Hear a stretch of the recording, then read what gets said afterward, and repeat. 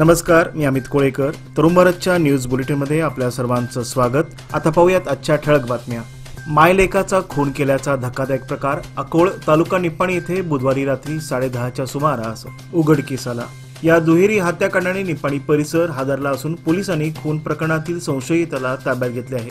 मंगल सुकांत नाईक वय वर्ष 45, प्रज्वल सुकांत नाईक वय वर्ष 18, दोघेही राहणार अकोळ असे मृत मायलेकाचे नाव असून प्रेम प्रकरणातून हे हत्याकांड घडल्याचा प्राथमिक अंदाज वर्तविला जात असून त्या दृष्टीने पोलीस तपास करत आहेत. याबद्दल समजलेली माहिती अशी की बुधवारी रात्री 10च्या सुमारास नात्यातील दोघे मंगल यांच्या घरी आले होते. यावेळी मंगल आणि प्रज्वल यांच्याशी त्यांचा वाद झाला. त्यावेळी रागाच्या भरात संशयित दोघांनी मंगल आणि प्रज्वल यांच्या डोक्यात तीक्ष्ण हत्याराने वार केला. यात दोघेही जागीच गतप्राण झाले. दरम्यान घटनेची माहिती मिळताच रात्री 12च्या सुमारास जिल्हा पोलीस प्रमुख डॉक्टर भीमाशंकर गुळेत, अथणीचे DSP Prashant Munnoli, CPI BS Talwar, ग्रामीण पोलीस स्थानकाचे उपनिरीक्षक शिवराज नायकवाडी यांच्यासह पोलिसांनी घटनास्थळी भेट देऊन पंचनामा केला.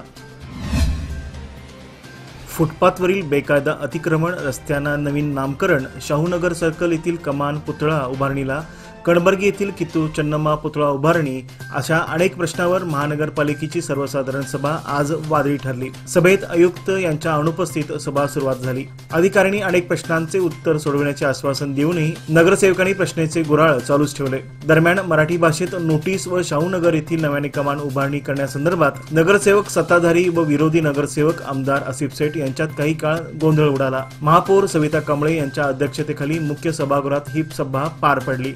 सभेत सदस्यांच्या प्रश्नांच्या भडीमाराला अधिकाऱ्यांनी दमदार उत्तरेही दिली. केंद्राकडून मराठी भाषेला अभिजात दर्जा प्राप्त झाला असला तरी बेळगाव महानगरपालिकेत मात्र मराठी भाषेवर अन्याय केला जात आहे. मराठी भाषिक नगरसेवकांना त्यांच्या भाषेत बैठकीची नोटीस देणे बंधनकारक असताना केवळ कन्नड भाषेत नोटीस देण्यात आली. त्यामुळे आज गुरुवारी झालेल्या महापालिकेच्या सर्वसाधारण सभेत मराठीच्या मुद्द्यावरून महाराष्ट्र एकीकरण समितीच्या नगरसेवकाकडून अधिकाऱ्यांना जाब विचारण्यात आला. यावेळी सत्ताधारी आणि विरोधी गटात चांगली जुंपली. मराठीच्या मुद्द्यावरून तब्बल 1 तास सभा गाजली. मराठीचे प्राबल्य असतानाही येथील मराठी भाषा आणि संस्कृती पुसून टाकण्यासाठी प्रशासन सोबत येथील काही नगरसेवक कटकारस्थान करत आहेत, हे आज पुन्हा एकदा स्पष्ट झाले. नगरसेवकांना मराठी भाषा हा विषय सोडून विकासावर बोला असे सल्ले देखील दिले. मात्र मराठी माणसाच्या मतावर निवडून आलेल्या नगरसेवकांना याबद्दल काही फरक पडला नाही, हे स्पष्ट दिसून येत होते. बेळगाव महानगरपालिकेत मराठी भाषिक नगरसेवकांची संख्या अधिक असतानाही राष्ट्रीय पक्षातील नगरसेवकाकडून या अन्यायाविरोधात आवाज उठवला गेला नाही. मात्र महाराष्ट्र एकीकरण समितीचे नगरसेवक रवी साळुंखे, शिवाजी मंडोळकर, वैशाली भातकांडे यांनी मराठीवरील अन्यायाविरोधात आज आवाज उठवला.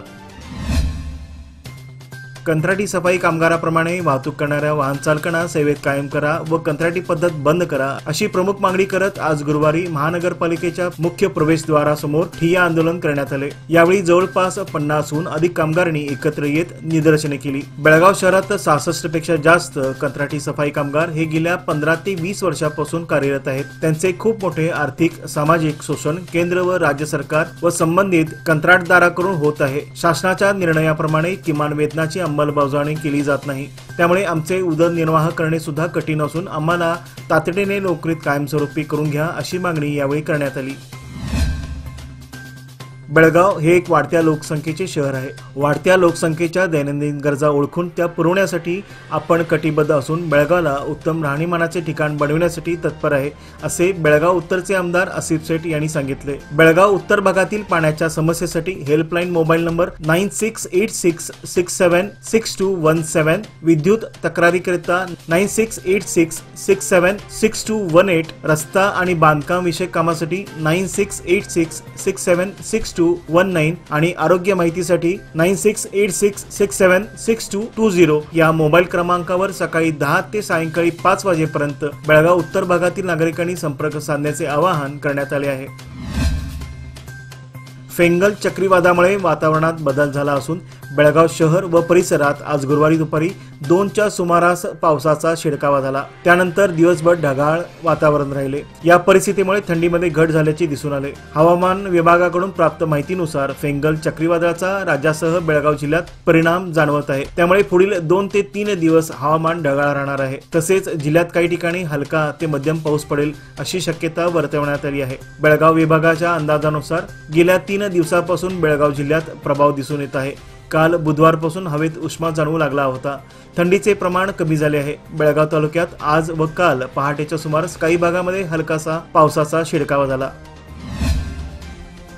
चालकाचे नियंत्रण सुटल्याने बस रस्त्यानजीक असलेल्या खड्ड्यातील झोडपात जाऊन अडकली। बेळगाव तालुक्यातील नावगे गावच्या हद्दीत आज गुरुवारी सकाळच्या सुमारास ही घटना घडली।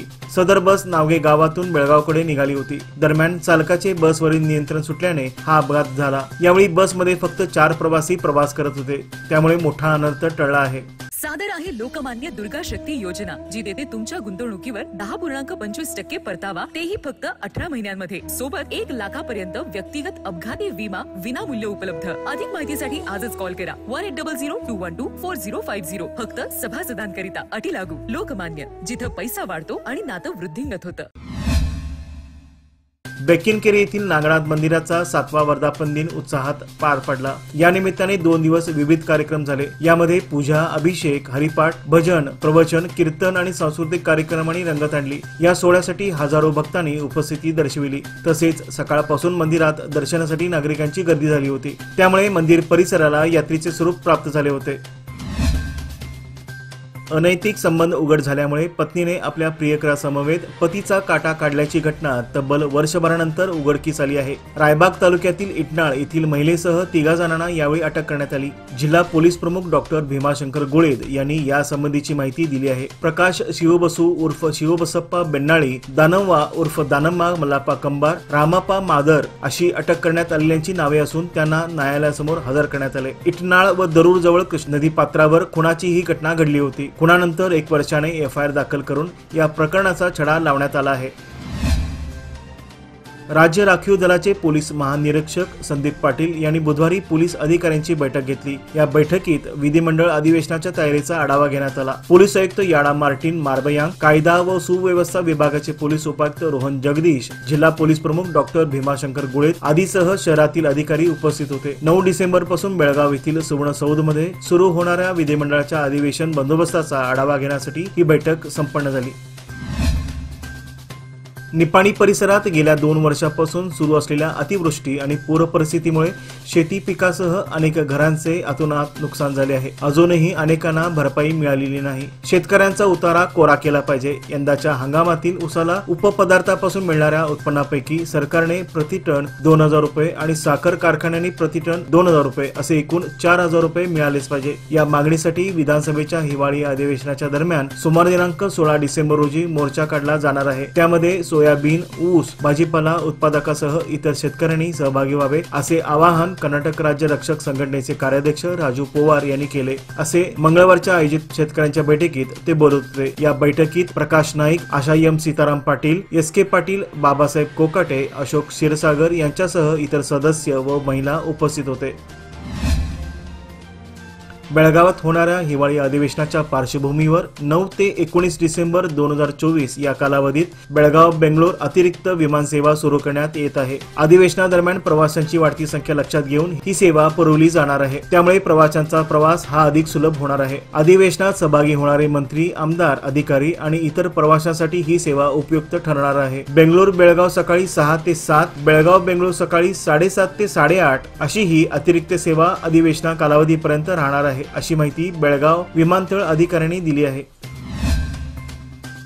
5 नोव्हेंबर ते 5 डिसेंबर हा कर वसुली मासाचे आचरण केले जाते। यंदा ग्रामपंचायतीच्या कर वसुलीमध्ये बेळगाव जिल्ह्यात चिकोडी तालुक्याने 3य क्रमांक पटकावला असून या महिन्याभराच्या मोहिमेअंतर्गत 1 कोटीहून अधिक रुपयाचा कर वसूल झाला असल्याची माहिती तालुका पंचायतीच्या कार्यकारी अधिकारी SS कद्रोळी यांनी दिली आहे। ते म्हणाले की चिकोडी तालुक्यातील 36 ग्रामपंचायतीकडून एकूण 15 कोटी कर वसुली थकबाकी आहे। यामध्ये 2 कोटी कर वसुली करण्यात आली आहे। उर्वरित कर वसुली करण्यासाठी 5 डिसेंबर रोजीही 1 कोटीहून अधिक कर वसुलीचे उद्दिष्ट निश्चित करण्यात आले आहे। याचबरोबर आजचे बातमीपत्र येथेच संपले। अधिक माहिती आणि ताज्या घडामोडी करता पाहत रहा तरुण भारत न्यूज चॅनल। तसेच आमच्या चॅनलला लाईक, शेअर आणि सबस्क्राईब करायला विसरू नका आणि विश्वासार्ह बातम्यांसाठी दररोज वाचा दैनिक तरुण भारत। धन्यवाद।